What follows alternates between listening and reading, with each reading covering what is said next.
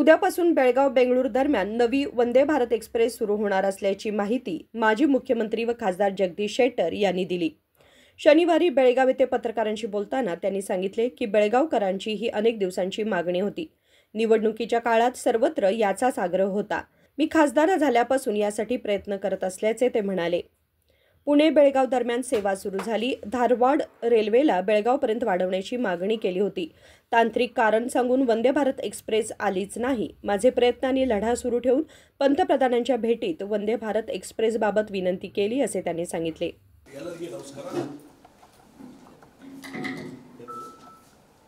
ಆತ್ಮೀಯ ಮಾಧ್ಯಮದ ಮಿತ್ರರೇ ಎಲ್ಲರಿಗೂ ನಮಸ್ಕಾರ। ಇವತ್ತು ವಿಶೇಷವಾಗಿ ಈ ಒಂದು ಪತ್ರಿಕಾಗೋಷ್ಠಿ ಅದೊಂದು ಮೂರು ಉದ್ದೇಶ ಬಹುಶಃ ತಮ್ಮೆಲ್ಲರಿಗೂ ಗೊತ್ತಿರಬಹುದು। ಎರಡು ಮೂರು ವಿಚಾರಗಳಿದ್ದಾವೆ। ಮೊಟ್ಟ ಮೊದಲನೇದು ಬೆಳಗಾವಿ ಜನರ ಒಂದು ಬಹು ದಿನಗಳ ಒಂದು ಬೇಡಿಕೆ ವಂದೇ ಭಾರತ ಬೆಂಗಳೂರು ಟು ಬೆಳಗಾವಿ, ಬೆಳಗಾವಿ ಟು ಬೆಂಗಳೂರು ಇದು ಆದಷ್ಟು ಬೇಗನೆ ವಂದೇ ಭಾರತ ಟ್ರೈನ್ ಪ್ರಾರಂಭ ಆಗಬೇಕು ಅನ್ನುವಂಥ ಆಶಯಗಳು ಮೊದಲಿಂದ ಇತ್ತು। ನಾನು ಚುನಾವಣೆಗೆ ನಿಂತಾಗೂ ಸಹಿತ ಎಲ್ಲ ಕಡೆ ಒಂದೇ ಮಾತು, ಈ ವಂದೇ ಭಾರತ ಬೆಳಗಾವಿ ತರಬೇಕು ಅನ್ನುವಂಥದ್ದು। ಒಂದು ಪುಣಾದಿಂದ ಬೆಳಗಾವಿ, ಒಂದು ಬೆಳಗಾವಿಯಿಂದ ಬೆಂಗಳೂರು। ಆ ಹಿನ್ನೆಲೆಯಲ್ಲಿ ನಾನು ಲೋಕಸಭಾ ಸದಸ್ಯನಾದ ಮೇಲೆ ಅವತ್ತಿಂದಲೇ ಪ್ರಯತ್ನವನ್ನು ನಾನು ಪ್ರಾರಂಭ ಮಾಡಿದೆ। ಬಹುಶಃ ನಾನು railway minister first time Lok Sabha ಸದಸ್ಯನಾದ ಭೇಟಿಯಾಗಿದ್ದು ಜೂನ್ 28ಕ್ಕೆ 2024। ಅವತ್ತೇ ಅವ್ರಿಗೆ ಲೆಟರ್ ಕೊಟ್ಟ ಮೇಲೆ ಅವ್ರಿಗೆ ರಿಕ್ವೆಸ್ಟ್ ಮಾಡಿದೆ ನಾನು, ಬೆಳಗಾವಿ ಜನರ ಬಹು ದಿವಸದ ಬೇಡಿಕೆ ಇದೆ, ಇದನ್ನು ಈಡೇರಿಸಬೇಕು ಅಂತಂದಾಗ ಇಮಿಡಿಯೇಟ್ ಅವ್ರು ಪ್ರಾರಂಭ ಮಾಡಿದ್ರು। ಪುಣಾದಿಂದ ಬೆಳಗಾವಿ ತಕ್ಷಣವೇ ನಾನು ಮಾಡಿಸ್ತೀನಿ ಅನ್ನುವಂಥದ್ದು ಭರವಸೆ ಕೊಟ್ಟರು। ಅದ್ರ ಪ್ರಕಾರ ಮಾಡಿದರು। ಮತ್ತು ಈ ಒಂದು ಅವತ್ತು ಹೊಸದಾಗಿ ಟ್ರೈನು ಅಂತೂ ನಾವು ಕೇಳಿದ್ದಿಲ್ಲ। ಧಾರವಾಡದವರೆಗೆ ಬೆಂಗಳೂರಿನ ವಂದೇ ಭಾರತ್ ಬರ್ತಾ ಇದೆಯಲ್ಲ, ಅದನ್ನು ಬೆಳಗಾವಿವರೆಗೆ ಎಕ್ಸ್ಟೆನ್ಷನ್ ಮಾಡಬೇಕು ಅಂತೇಳಿ ಹಿಂದಿನೇ ಅದು ಪ್ರಾರಂಭ 2023ರಲ್ಲಿ ಪ್ರಾರಂಭ ಆದಾಗ ಅವತ್ತೇ ಅದನ್ನು ಎಕ್ಸ್ಟೆನ್ಷನ್ ಮಾಡಬೇಕು ಅನ್ನುವಂಥದ್ದು ಅವತ್ತು ಬೆಳಗಾವಿ ಜನರ ಬೇಡಿಕೆ, ಇಲ್ಲಿ ಭಾಳಷ್ಟು ಪ್ರೆಷರ್ ಆಯಿತು। ಆದಮೇಲೆ ಒಂದು ಟ್ರಯಲ್ಲೂ ಆಯಿತು ಮತ್ತು ರೈಲ್ವೆ ಬೋರ್ಡ್ನವರು ಅದಕ್ಕೆ ಅನುಮತಿನೂ ಕೊಟ್ಟು ಟೈಮ್ ಟೇಬಲ್ ಫಿಕ್ಸ್ ಆಯಿತು। ಆದರೆ ತಾಂತ್ರಿಕ ಕಾರಣ ಹೇಳ್ಕೊಂಡು ಅದನ್ನು ಹಾಗೆ ಪೆಂಡಿಂಗ್ ಉಳಿತು। ಮುಂದೆ ಇದೇ ರೀತಿ ಪ್ರಯತ್ನ ನಾವು ಮುಂದುವರಿಸಿದಾಗ ಅವಾಗೂ ಟೆಕ್ನಿಕಲ್ ಗ್ರೌಂಡ್ ಅಂತ ಹೇಳ್ತಿದ್ರು। ಆದರೆ ಪುಣಾದಿಂದ ಬೆಳಗಾವಿಯಿಂದ ಧಾರವಾಡವರೆಗೆ ಆ ವಂದೇ ಭಾರತ್ ಎಕ್ಸ್ಟೆನ್ಷನ್ ಆದಾಗ ನ್ಯಾಚುರಲಿ ಇದು ಎಕ್ಸ್ಟೆನ್ಷನ್ ಆಗಬೇಕು, ಅದನ್ನೇ ಒಂದು ಡಿಮಾಂಡ್ ಇಟ್ಕೊಂಡು ನನ್ನ ಪ್ರಯತ್ನ ಹೋರಾಟ ಮುಂದುವರಿಸಿದೆ। ರೈಲ್ವೆ ಮಿನಿಸ್ಟ್ರಿ ಪದೇ ನಾನು ಪ್ರೆಷರ್ ಮಾಡ್ತಾಯಿದ್ದೆ। ಆದರೆ ಒಂದು ಏನಾಯಿತು, ನಾನು ಪ್ರೈಮ್ ಮಿನಿಸ್ಟರ್ಗೆ ಡಿಸೆಂಬರ್ 22, 2024 ನಾನು MP ಆದಮೇಲೆ ಅವರಿಗೆ ಅಭಿನಂದನೆ ಹೇಳಕ್ಕೆ ಹೋಗಿದ್ದೆ। ಆ ಸಂದರ್ಭದಲ್ಲಿ ಈ ವಂದೇ ಭಾರತ ಎಕ್ಸ್ಟೆನ್ಷನ್ ಸಲುವಾಗಿ ನಾನು ರಿಕ್ವೆಸ್ಟ್ ಮಾಡಿದ್ದೆ ಅವರಿಗೆ, ಮೋದಿಜಿಯವರಿಗೆ। ಅದಾದಮೇಲೆ ಅದು ನೆಕ್ಸ್ಟ್ ಡೇನೇ ಪ್ರೊಸೆಸ್ಗಳು ಸ್ಟಾರ್ಟ್ ಆದವು। ಇಲ್ಲಿ ಹುಬ್ಳಿಯಲ್ಲಿ ಜೋಶಿಯವರು, ಪ್ರಹ್ಲಾದ್ ಜೋಶಿಯವರು, ನಾವು ಮತ್ತು ಉಳಿದವರಲ್ಲಿ ಒಂದು ಮೀಟಿಂಗ್ ಮಾಡಿದ್ದು JM ಕೂಡ। ಮುಂದೆ ರೈಲ್ವೆ ಮಿನಿಸ್ಟರ್ ಜೊತೆ ಭೇಟಿ ಆದಾಗ ಅಲ್ಲಿ ಒಂದು ಮೀಟಿಂಗ್ ಆಯಿತು। ಮೀಟಿಂಗ್ ಆದಮೇಲೆ ಅಲ್ಲಿಂದ ಎಕ್ಸ್ಟೆನ್ಷನ್ ಸಲುವಾಗಿ ಪ್ರೊಸೆಸ್ ಚಾಲುವಾಗಿದ್ದು, ಕೊನೆಗೆ ರೈಲ್ವೆ ಮಿನಿಸ್ಟರ್ ಏನಂದರು, ಇಲ್ಲ ಹೊಸ ಟ್ರೈನ ಕೊಟ್ಬಿಡ್ತೇನೆ ಅಂತೇಳಿ ಮೇ 8ನೇ ತಾರೀಕಿಗೆ ಹೊಸ ಟ್ರೈನ್ ಬೆಳಗಾವಿ ಬೆಂಗಳೂರು ಹೊಸ ಟ್ರೈನ್ ವಂದೇ ಭಾರತ ಘೋಷಣೆ ಮಾಡಿದ್ರು। ಮೇ 8ನೇ ತಾರೀಕಿಗೆ 2024 ಘೋಷಣೆ ಮಾಡಿದ ಮೇಲೆ ನಮಗೆ ಆಯಿತಪ್ಪ, ಅಡ್ಡಿಲ್ಲ, ಇಲ್ಲ 25 8th ಮೇ 25 ಹೊಸ ಟ್ರೈನ್ ಕೊಡುವಂಥದ್ದು ಘೋಷಣೆ ಆಯಿತು। ಆದಮೇಲೆ ನಾವು ಹೋಗಿ ಅವರಿಗೆ ಅಭಿನಂದನೆಗಳು ಸಲ್ಲಿಸಿದ್ವಿ। ನಾವು ಎಕ್ಸ್ಟೆನ್ಷನ್ ಕೇಳ್ತಿದ್ವಿ, ಹೊಸ ಟ್ರೈನ ಕೊಟ್ಟಿದ್ವಿ, ನಿಮಗೆ ಅಭಿನಂದನೆಗಳು, ಮೋದಿಜಿಯವ್ರಿಗೆ ಅಭಿನಂದನೆ ಅಂತೇಳಿ ಹೇಳಿ ಸನ್ಮಾನ ಮಾಡಿ ಬಂದ್ವಿ। ಆದಷ್ಟು ಬೇಗನೆ ಇದು ಚಾಲನೆ ಕೊಡಬೇಕಂತೇಳಿ। ಅದರಲ್ಲಿ ಮೇ 8ರಿಂದ ಇಲ್ಲಿವರೆಗೂ ಅದು ಆಗಿರಲಿಲ್ಲ। ಕೊನೆಗೆ ಪ್ರಯತ್ನ ಮಾಡ್ತಾಯಿದ್ವಿ। ಕೊನೆಗೆ ನಾನು 4ನೇ ತಾರೀಕಿಗೆ ಪ್ರೈಮ್ ಮಿನಿಸ್ಟರ್ನ ಮತ್ತು ಸೆಕೆಂಡ್ ಟೈಮ್ ನಾನು ಭೇಟಿಯಾದಾಗ 2 ವಿಚಾರಗಳನ್ನು ಅವರು ಮುಂದೆ ಮಂಡನೆ ಮಾಡಿದ್ದೆ। ಒಂದು, ನಮ್ಮ ಬೆಳಗಾವಿ ಬಾರ್ ಅಸೋಸಿಯೇಷನ್ 150 ವರ್ಷ ಆಗಿದೆ, ದೊಡ್ಡದಾದಂಥ ಕಾರ್ಯಕ್ರಮ ಮಾಡ್ತಾರೆ, 20,000ಕ್ಕೂ ಹೆಚ್ಚು ಅಡ್ವೊಕೇಟ್ಸ್ ಅಲ್ಲಿ ಕಾರ್ಯಕ್ರಮದಲ್ಲಿ ಭಾಗವಹಿಸ್ತಾರೆ, ಲಕ್ಷಾಂತರ ಜನ ಬರ್ತಾರೆ। ಅದಕ್ಕಾಗಿ ನೀವು ಆ ಕಾರ್ಯಕ್ರಮ ಬರೋದು ಭಾಳ ಅವಶ್ಯಕತೆ ಇದೆ ಅಂತೇಳಿ ನಾನು ರಿಕ್ವೆಸ್ಟ್ ಮಾಡಿದೆ। ಅದಕ್ಕೆ ಪೂರ್ವಕವಾಗಿ ಸ್ಪಂದನೆ ಮಾಡಿದ್ದಾರೆ, ನಾನು ಎಲ್ಲ ಚರ್ಚೆ ಮಾಡಿ ನಿರ್ಧಾರ ಕೈಗೊಳ್ತೀನಿ ಅಂತೇಳಿ। ಮತ್ತು ಇನ್ನೊಂದು ಸೆಕೆಂಡ್ ಇಶ್ಯೂ ನಾನು ಅವ್ರ ಮುಂದೆ ಮಂಡನೆ ಮಾಡಿದ್ದು, ವಂದೇ ಭಾರತ ನಿಮ್ಮ ಅತ್ಯಂತ ಇಡೀ ದೇಶದಲ್ಲಿ ಅತ್ಯಂತ ಜನಪ್ರಿಯವಾದಂಥ ರೈಲ್ವೆ ವಂದೇ ಭಾರತ. ಅದಕ್ಕಾಗಿ ಈಗ ಬೆಳಗಾವಿ ಜನರ ಆಶೆ ಇದೆ. ನೀವು ಈಗಾಗಲೇ ರೈಲ್ವೆ ಮಿನಿಸ್ಟರ್ ಅನೌನ್ಸ್ ಮಾಡಿದ್ದಾರೆ, ಅದು 3 ತಿಂಗಳಾಯಿತು, ಇನ್ನೂ ಅವ್ರಿಗೆ ಚಾಲನೆ ಸಿಕ್ಕಿಲ್ಲ ಅನ್ನುವಂಥ ಮಾತನ್ನು ಅವ್ರಿಗೆ ಹೇಳಿದ್ದಾರೆ. ಲೆಟ್ರ್ ಕೊಟ್ಟ ಮೇಲೆ ನೋಡಿ ಎಷ್ಟು ಕ್ವಿಕ್ಕಾಗಿ ಡಿಸಿಷನ್ ತೊಗೊತಾರೆ ಅಂದರೆ ಮೋದಿಜಿಯವರು ಅವತ್ತು ರಾತ್ರಿಯೇ ರೈಲ್ವೆ ಮಿನಿಸ್ಟ್ರಿಗೆ ಡೈರೆಕ್ಷನ್ ಕೊಟ್ಟರು. ಮರುದಿವಸ ಬೆಳಿಗ್ಗೆ 11-12 ಗಂಟೆಗೆ ನನಗೆ ಮಾಹಿತಿ ಬಂತು, ಏನಂದರೆ ಇಲ್ಲ ವಂದೇ ಭಾರತದ ಚಾಲನೆಯನ್ನು ನರೇಂದ್ರ ಮೋದಿಜಿಯವರು 10ನೇ ತಾರೀಕು ಬೆಂಗಳೂರಿಗೆ ಮೆಟ್ರೋದ ಬಗ್ಗೆ ಏನು ಚಾಲನೆ ಕೊಡ್ಲಿಕ್ಕೆ ಬರ್ತಾರೆ ಅವತ್ತೇ ಚಾಲನೆ ಮಾಡ್ತಾರೆ ಅನ್ನುವಂಥದ್ದು. ಕೇವಲ ವಿದಿನ್ 1 ಡೇ. ಯಾಕಂದರೆ ಅದಕ್ಕಿಂತ ಮುಂಚೆ ಬೆಂಗಳೂರಿನಲ್ಲಿ ಅವ್ರ ಕಾರ್ಯಕ್ರಮ ಇದು ಕೇವಲ ಮೆಟ್ರೋ ಮಾತ್ರ ಅದಕ್ಕೆ ಚಾಲನೆ ಮಾಡೋದು. ಯಾವತ್ತು ನಾನು ಹೋಗಿ ಬಂದು ರಿಕ್ವೆಸ್ಟ್ ಮಾಡಿದೆ, ಇಮಿಡಿಯೇಟ್ಲಿ ಸ್ಪಂದನ ಮಾಡಿದ್ರು, ಡೈರೆಕ್ಷನ್ ಕೊಟ್ಟರು. ಮತ್ತು ಅವರು ನಮ್ಮ ಬೆಳಗಾವಿ ಹಿಡ್ಕೊಂಡು ಇನ್ನೂ 2 ಟ್ರೈನ್ ಹಿಡ್ಕೊಂಡು 3 ವಂದೇ ಭಾರತ ಟ್ರೈನ್ಗಳನ್ನು ಅಲ್ಲಿ ಚಾಲನೆ ಮಾಡುವಂಥ ಕೆಲಸವನ್ನು ಡೈರೆಕ್ಷನ್ ಏನು ಕೊಟ್ಟರಲ್ಲ, ದಟ್ ಈಸ್ ರಿಯಲಿ ಅಪ್ರಿಷಿಯಬಲ್. ಅವರ ಒಂದು ಕ್ವಿಕ್ ಡಿಸಿಷನ್ ಏನದಲ್ಲ ಅದು ಅಪ್ರಿಷಿಯಬಲ್.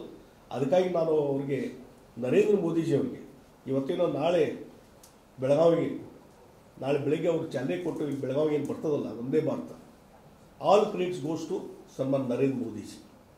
ಅವ್ರಿಗೆ ಭಾಳ ಥ್ಯಾಂಕ್ಸ್ ಹೇಳ್ತೀನಿ ನಾನು. ಪ್ರತಿ ಹಂತದಲ್ಲಿ ಎಲ್ಲೆಲ್ಲಿ ಅಬ್ಸ್ಟ್ಯಾಕಲ್ ಬಂದದ ಅದಕ್ಕೆಲ್ಲ ನಿವಾರಣೆ ಮಾಡುವಂಥ ಕೆಲಸವನ್ನು ಮೋದಿಜಿಯವರು ಮಾಡಿದರು. ಇವತ್ತು ವಂದೇ ಭಾರತ ಬರ್ತಾ ಇದೆ. ಅದಕ್ಕಾಗಿ ಶ್ರಮ ಹಾಕಿದಂಥ ಎಲ್ಲರಿಗೂ ನಾನು ಅಭಿನಂದಿಸ್ತೀನಿ. ಕೇವಲ ಜಗದೀಶ್ ಶೆಟ್ಟರು ಒಬ್ಬ ಲೋಕಸಭಾ ಸದಸ್ಯ ಅಂತ ಅಲ್ಲ, ಇಲ್ಲಿದ್ದಂಥ ನಮ್ಮ ಆಫೀಸ್ ಬೇರ್ಸ್ ಎಲ್ಲ ಹಿಡ್ಕೊಂಡು ನಮ್ಮ ಇಲ್ಲಿ ಈಗ ಅಭಯ್ ಪಾಟೀಲ್ ಶಾಸಕರಿದ್ದಾರೆ, ಅದೇ ರೀತಿ ಹಿಂದಿನ ಶಾಸಕರಿದ್ದಾರೆ, ಬೆಣಿಕೆ ಆಗಲಿ ಸಂಜಯ್ ಪಾಟೀಲ್, ಎಲ್ಲರೂ ಪ್ರತಿ ಹಂತದಲ್ಲಿ ನನಗೆ ಒತ್ತಾಯ ಮಾಡ್ತಿದ್ದರು. ಅದೇ ರೀತಿ ಪ್ರಹ್ಲಾದ್ ಜೋಶಿಯವರು ಸಹಿತ ಸಹಕಾರ ಕೊಟ್ಟರು. ಹೀಗಾಗಿ ಎಲ್ಲರಿಗೂ ನಾನು ಇದಕ್ಕೆ ಅಭಿನಂದನೆ ಸಲ್ಲಿಸ್ತೀನಿ. ಮತ್ತು ನರೇಂದ್ರ ಮೋದಿಯವರಿಗೆ ವೈಷ್ಣವಿ ಮತ್ತು ಇದ್ರ ಜೊತೆಗೆ ವಿ ಸೋಮಣ್ಣವರು ಅಂತ ಪ್ರತಿ ಹಂತದಲ್ಲಿ ಪಾಪ ಅದಕ್ಕೆ ನನಗೆ ಇಲ್ಲಿ ಬೆಳಗಾವಿ ಬಂದಾಗೂ ಎಲ್ಲರೂ ಈ ಭಾಗದ ಜನ ಒತ್ತಾಯ ಮಾಡಿದ್ರು, ನೀವು ಒತ್ತಾಯ ಮಾಡಿದ್ರಿ. ಆ ಹಿನ್ನೆಲೆಯಲ್ಲಿ ಸೋಮಣ್ಣವರು ಸಹಿತ ವಿಶೇಷವಾದ ಪ್ರಯತ್ನ ಮಾಡಿದರು, ವೈಷ್ಣವಿಯವರು ಸಹಿತ ನನಗೆ ಸ್ಪಂದನ ಮಾಡಿದರು. ಕೊನೆಗೆ ನರೇಂದ್ರ ಮೋದಿಜಿಯವರು ಇವತ್ತು ಯಾವ ರೀತಿ ಕ್ವಿಕ್ ಡಿಸಿಷನ್ ತೆಗೆದುಕೊಳ್ಬೇಕು ಅನ್ನುವಂಥದ್ದು ಮತ್ತೊಂದು ಹೆಸರು ಅಂದರೆ ನರೇಂದ್ರ ಮೋದಿಜಿಯವರು. ಅವರಿಗೆ ನಾನು ವಿಶೇಷವಾದಂಥ ಅಭಿನಂದನೆ ಸಲ್ಲಿಸ್ತೀನಿ. ಅದಕ್ಕಾಗಿ ಮತ್ತು ಅದಕ್ಕಿಂತ ಹೆಚ್ಚು ಬೆಳಗಾವಿ ಜನತೆಯ ಆಶಯ ಮತ್ತು ನಮ್ಮ ಮಾಧ್ಯಮ ಮಿತ್ರರು ಎಲ್ಲರೂ ಸಹಿತ ಪ್ರತಿ ಹಂತದಲ್ಲಿ ಯಾಕೆ ಈ ಬೆಳಗಾವಿ ಕಡೆಗಡೆ ಆಗ್ತದೆ ಅನ್ನುವಂಥ ಮಾತನ್ನು ಯಾವಾಗಲೂ ಹೇಳ್ತಿದ್ದಾರೆ.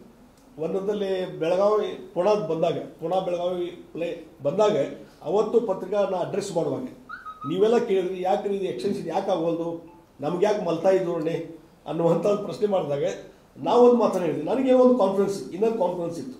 ಅಟ್ ಎನಿ ಕಾಸ್ಟ್ ನಾನು ಬೆಳಗಾವಿಗೆ ತೊಗೊಂಬರ್ತೀನಿ ಅನ್ನುವಂಥ ಕಾನ್ಫಿಡೆನ್ಸ್ ಅವತ್ತು ನಾನು ಹೇಳಿದ್ದೆ. ಈ ಬೆಳಗಾವಿಯಿಂದ ಬೆಳಗಾವಿಗೆ ತರುವಂಥ ಕೆಲಸ ವಂದೇ ಭಾರತ ನನ್ನ ಜವಾಬ್ದಾರಿ, ನಾನು ಮಾಡ್ತೀನಿ ಅನ್ನುವಂಥ ಮಾತನ್ನು ಅವತ್ತು ಹೇಳಿದ್ದೆ. ಅದ್ರ ಪ್ರಕಾರ ಸತತ ಪ್ರಯತ್ನ ಆದಮೇಲೆ ಇವತ್ತು ಅದು ಬಂದದ. ಅದಕ್ಕಾಗಿ ಎಲ್ಲರಿಗೂ ನಾನು ಅಭಿನಂದನೆಗಳನ್ನು ಸಲ್ಲಿಸಿ ನಾಳೆ ಬೆಳಗ್ಗೆ 10-11 ಗಂಟೆಗೆ ಅವರು ಚಾಲನೆ ಕೊಡ್ತಾರೆ. ನರೇಂದ್ರ ಮೋದಿಜಿಯವರು ಅಲ್ಲಿ ಅದಕ್ಕೆ ಹಸಿರು ನಿಶಾನೆ ತೋರಿಸ್ತಾರೆ. ಅಲ್ಲಿಂದ ಬೆಳಿಗ್ಗೆ 11 ನಂತರ ಆ ವಂದೇ ಭಾರತ ಬೆಳಗಾವಿದು ಅಲ್ಲಿ ಪ್ರಾರಂಭ ಆಗಿದ್ದು ಸಾಯಂಕಾಲ 8 ಗಂಟೆಗೆ ಇಲ್ಲಿ ಬಂದು ರೀಚ್ ಆಗ್ತದೆ. 8 ಗಂಟೆಗೆ ರೀಚ್ ಆಗ್ತದೆ. ಮತ್ತು ನಮ್ಮ ರೈಲ್ವೆ ಅಧಿಕಾರಿಗಳು ನನಗೆ ಬೆಳಗಿನ ಮಾಹಿತಿ ಕೊಟ್ಟರು, 7 ಗಂಟೆಯಿಂದ ಸ್ಟೇಜ್ ಪ್ರೋಗ್ರಾಮ್ ಚಾಲು ಆಗ್ತದೆ. ರೈಲ್ವೆ ಸ್ಟೇಷನ್ನಲ್ಲಿ ಸ್ಟೇಜ್ ಪ್ರೋಗ್ರಾಮ್ ಸ್ಟಾರ್ಟ್ ಆಗ್ತದೆ. ಅದಕ್ಕೆ ಅಲ್ಲಿಂದ 1 ತಾಸು ಕಾರ್ಯಕ್ರಮ ನಡೆದು 8 ಗಂಟೆಗೆ ವಂದೇ ಭಾರತ ಟ್ರೈನಲ್ಲಿ ರೀಚ್ ಆಗ್ತದೆ. ನಾವೆಲ್ಲ ಅದನ್ನು ರಿಸೀವ್ ಮಾಡ್ತೇವೆ ಮತ್ತು ಎಲ್ಲರಿಗೆ ಅದಕ್ಕೆ ಸನ್ಮಾನ ಮಾಡುವಂಥದ್ದು, ಅಭಿನಂದನೆ ಸಲ್ಲಿಸುವಂಥದ್ದು ಕೆಲಸ ನಾವು ಮಾಡ್ತೇವೆ. ಅದಕ್ಕಾಗಿ ನಾನು ಬೆಳಗಾವಿ ಜನತೆಯಲ್ಲಿ ಇಡೀ ಬೆಳಗಾವಿ ಜಿಲ್ಲೆ ಜನತೆಗೆ ನಾನು ರಿಕ್ವೆಸ್ಟ್ ಮಾಡುವಂಥದ್ದು, ವಿನಂತಿ ಮಾಡುವಂಥದ್ದು, ಇವತ್ತು ಭಾಳ ದಿವಸದ ಒಂದು ಬೇಡಿಕೆ ಏನಿದೆ ಅದು ಈಡೇರಿದೆ. ಅದಕ್ಕಾಗಿ ದಯವಿಟ್ಟು ನಾಳೆ 6:30 ಸಾಯಂಕಾಲ 6:30 ನೀವೆಲ್ಲರೂ ಸಾವಿರಾರು ಸಂಖ್ಯೆಯಲ್ಲಿ ಆ ಒಂದು ರೈಲ್ವೆ ಸ್ಟೇಷನ್ಗೆ ಬಂದು ಆ ಕಾರ್ಯಕ್ರಮಕ್ಕೆ ಬಂದು ಈ ವಂದೇ ಭಾರತ ಹೊಸ ಟ್ರೈನನ್ನು ಬರಮಾಡಿಕೊಳ್ಳುವಂಥ ಕೆಲಸ ದಯವಿಟ್ಟು ಮಾಡಬೇಕಂತೇಳಿ ನಾವು ಬೆಳಗಾವಿ ಜನತೆಗೆ ವಿನಂತಿಯನ್ನು ಮಾಡ್ತೀವಿ. ಸಾವಿರಾರು ಸಂಖ್ಯೆಯಲ್ಲಿ ದಯವಿಟ್ಟು ಬನ್ನಿ ಅನ್ನುವಂಥ ವಿನಂತಿಯನ್ನು ನಾನು ಮಾಡ್ತಾ ಇದ್ದೇನೆ. ಮತ್ತು ಇನ್ನೊಂದು ಇದು ಈ ರೈಲ್ವೆಗೆ ಸಂಬಂಧಪಟ್ಟ ವಿಚಾರ ಮತ್ತು ಇನ್ನೂ ಹಲವಾರು ರೈಲ್ವೆಗೆ ಸಂಬಂಧಪಟ್ಟಂಥ ವಿಚಾರಗಳು. ನಮ್ಮ ಸೌದತ್ತಿ ಹೊಸ ರೈಲ್ವೆ ಲೈನ್ ಆಗಬೇಕು, ಅದು ಒಂದು ಪ್ರೋಸೆಸ್ ನಡೆದ ಮತ್ತು ಬೇರೆ ಹಲವಾರು ಯೋಜನೆ ಇದ್ದಾವೆ, ಅದಕ್ಕೂ ಸಹ ಚಾಲನೆ ಕೊಡುವಂಥದ್ದು. ಮತ್ತು ಇತ್ತೀಚೆಗೆ ನಿತಿನ್ ಗಡ್ಕರಿ ಅವರಿಗೆ ನಾನು ಭೇಟಿಯಾಗಿದ್ದೆ. ನಮ್ಮ ಬೆಳಗಾವಿ ಜಿಲ್ಲೆಯಲ್ಲಿ ಏನು ಸ್ಟೇಟ್ ಹೈವೇಸ್ ಇದ್ದಾವೆ, ಸ್ಟೇಟ್ ಹೈವೇಸನ್ನು ಅಪ್ಗ್ರೇಡ್ ಮಾಡಿ ನ್ಯಾಷನಲ್ ಹೈವೇ ಅಂಥೇಳಿ ಅಪ್ಗ್ರೇಡ್ ಮಾಡಲಿಕ್ಕೆ ನಾನು ವಿನಂತಿ ಮಾಡಿದ್ದೆ. 3 ರಸ್ತೆಗಳು ಮತ್ತು ನಿತಿನ್ ಗಡ್ಕರಿ ಅವರು ಇಲ್ಲ ಅದೊಂದು ಬೇರೆ ಬೇರೆ ಯಾವುದೇ ಒಂದು ಇದರಲ್ಲಿ ನೀವು ಮಾಡಿಕೊಡ್ತೀನಿ ಅಂತ ಭರವಸೆ ಕೊಟ್ಟಿದ್ದಾರೆ. ಅದಕ್ಕಾಗಿ ಅವು ಒಂದು 3 ನಮಗೆ ನ್ಯಾಷನಲ್ ಹೈವೇ ಅಂತ ಡಿಕ್ಲೇರ್ ಆಯಿತು ಅಂದರೆ ಭಾಳ ದೊಡ್ಡ ಪರಿಣಾಮ ನಮ್ಮ ಬೆಳಗಾವಿ ಡಿಸ್ಟ್ರಿಕ್ಟ್ ಮೇಲೆ ಆಗ್ತದೆ, ಬದಲಾವಣೆ ಆಗ್ತದೆ. ಅದು ಒಂದು ಪ್ರಯತ್ನ ನಡೀತಾ ಇದೆ. ಹೀಗಾಗಿ ಈಗ ಒಂದು 3 ಲಿಸ್ಟ್ ಇತ್ತು ನೋಡಿ, ಲಿಸ್ಟ್ ಕೊಟ್ಟಿದ್ದೀನಿ ನಾನು. ಲಿಸ್ಟ್ ನಾನು ಪತ್ರಿಕೆ ಕಳಿಸಿದ್ದೀನಿ ಎಲ್ಲ ಲಿಸ್ಟ್ 3.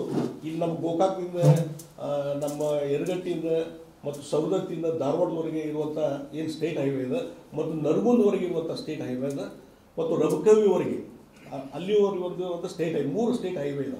ನಾನು ಲಿಸ್ಟ್ ಕೊಟ್ಟಿದ್ದು, ಬೇಕಾದ್ರೆ ಇನ್ನೊಂದು ಕಾಪಿ ನಿಮ್ಗೆ ಕೊಡ್ತೀನಿ. ಅವುಗಳನ್ನು ಪತ್ರಿಕೆ ಈಗಾಗಲೇ ಬಂದಿದ್ದು ನಿತಿನ್ ಗಡ್ಕರಿ ಕೊಟ್ಟಿದ್ದು, ಅದು ಡೀಟೇಲ್ಸ್ ನಿಮ್ಗೆ ಕೊಡ್ತೀನಿ. ಅವುಗಳನ್ನು ಸಹಿತ ನ್ಯಾಷನಲ್ ಹೈವೇ ಅಂತ ಡಿಕ್ಲೇರ್ ಆದರೆ ಭಾಳ ದೊಡ್ಡದಾದಂಥ ಇಂಪ್ಯಾಕ್ಟು ಬದಲಾವಣೆ ನಮ್ಮ ಇದರಲ್ಲಿ ಆಗ್ತದೆ. ಮತ್ತು ಈಗಾಗಲೇ ನಾವು ಪ್ರತಿ ತಿಂಗಳ ಮೀಟಿಂಗ್ ಮಾಡ್ತಾ ಇರೋದು, ರಿವ್ಯೂ ಮೀಟಿಂಗ್ ಮಾಡ್ತಾ ಇರೋದು. ಆಲ್ಮೋಸ್ಟ್ 1200 ಏಕರ್ಸ್ ನಮಗೇನು ಸುರೇಶ್ ಅಂಗಡಿಯವರು ಏನೊಂದು ಮಂಜೂರು ಮಾಡಿದ್ರು, ಹೊಸ ರೈಲ್ವೆ ಲೈನು ನಮ್ಮ ಬೆಳಗಾವಿ, ಕಿತ್ತೂರು, ಧಾರವಾಡದವರೆಗೆ ಹೊಸ ರೈಲ್ವೆ ಲೈನ್ ಅವರು ಘೋಷಣೆ ಮಾಡಿದ್ರು. ಅದರದ್ದು ಏನು ಲ್ಯಾಂಡ್ ಎಕ್ವಿಷನ್ ಏನು ಪೆಂಡಿಂಗ್ ಇತ್ತು, ಆಲ್ಮೋಸ್ಟ್ ಮೊನ್ನೆ ನಾವು ಮೀಟಿಂಗ್ ತೊಗೊಂಡಿದ್ದಾಗ 1200 ಎಕರೆ ಜಮೀನನ್ನು ಇವತ್ತು ಅಕ್ವಿಷನ್ ಮಾಡುವಂಥ ಪ್ರೊಸೆಸ್ ಏನಾಗಬೇಕಾಯ್ತಲ್ಲ ಎಲ್ಲವೂ ಮುಗಿದು ಹೋಗಿದೆ.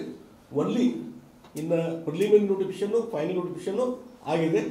ಇನ್ನು ಕಾಂಪೆನ್ಸೇಷನ್ ಅಮೌಂಟ್ ಡಿಸ್ಟ್ರಿಬ್ಯೂಷನ್ ಮಾಡುವಂಥದ್ದು ಸ್ಟಾರ್ಟ್ ಆಗ್ತದೆ ಈ ತಿಂಗಳಲ್ಲಿ. ಅದು ಸ್ಟಾರ್ಟ್ ಆಗ್ತಂದರೆ ಒಂದು ಪೊಸಿಷನ್ ತೊಗೊಂಡ ಮೇಲೆ ಕಾಂಟ್ರಾಕ್ಟ್ ಇನ್ನೊಮ್ಮೆ ಟೆಂಡರ್ ಆಗಿತ್ತು, ಅದಕ್ಕೆ ಟೆಕ್ನಿಕಲಿ ಅವ್ರು ಬಿಟ್ಟಿದ್ದೆ. ಅದೇ ಹಳೆ ಟೆಂಡರ್ನ ಮುಂದುವರಿಸ್ತಿರೋ ಅಥವಾ ಹೊಸ ಟೆಂಡರ್ ತೆಗಿತಿರೋ ಅದು ರೈಲ್ವೆದವ್ರು ಬಿಟ್ಟಂಥ ವಿಚಾರ. ಅದಾದಂದ್ರೆ ಬಹುಶಃ ನನಗನ್ಸೋ ಮಟ್ಟಿಗೆ ಇನ್ನೊಂದು 6 ತಿಂಗಳಲ್ಲಿ ಹೊಸ ರೈಲ್ವೆ ಲೈನದ್ದು ಕೆಲಸ ಪ್ರಾರಂಭ ಭಾಳ ಒಂದು ಸಂತೋಷದ ಸಂಗತಿ ನಿಮ್ಗೆ ಹೇಳ್ತಾ ಇದ್ದೀನಿ. ಮತ್ತು ಬೈಪಾಸದ್ದು ಸಮಸ್ಯೆ ಇತ್ತು, ಬೈಪಾಸದ್ದು ಲ್ಯಾಂಡ್ ಎಕ್ವಿಷನ್ನು ಮತ್ತೊಂದು ಡಿಸ್ಪ್ಯೂಟ್ ಇವೆಲ್ಲ ಇದ್ದು, ಅದೆಲ್ಲ ನಿವಾರಣೆ ಆಗಿ ನೀವು ಬಹುಶಃ ಯಾರಾದರೂ ಅಲ್ಲಿ ಹೋದರೆ ಈಗಾಗಲೇ ವರ್ಕ್ ಸ್ಟಾರ್ಟ್ ಆಗಿದೆ, ರೋಡ್ ವರ್ಕ್ ಸ್ಟಾರ್ಟ್ ಆಗಿದೆ ಬೈಪಾಸದ್ದು. ಅದು ಬಹುಶಃ ಈಗ ಮಳೆಗಾಲ ನಂತರ ಭಾಳ ದೊಡ್ಡ प्रमाणात. पंतप्रधान, रेल्वे मंत्री आणि प्रल्हाद जोशी यांचे अभिनंदन करतो. बेंगळुरूमध्ये पंतप्रधान नरेंद्र मोदी हिरवा झेंडा दाखवतील.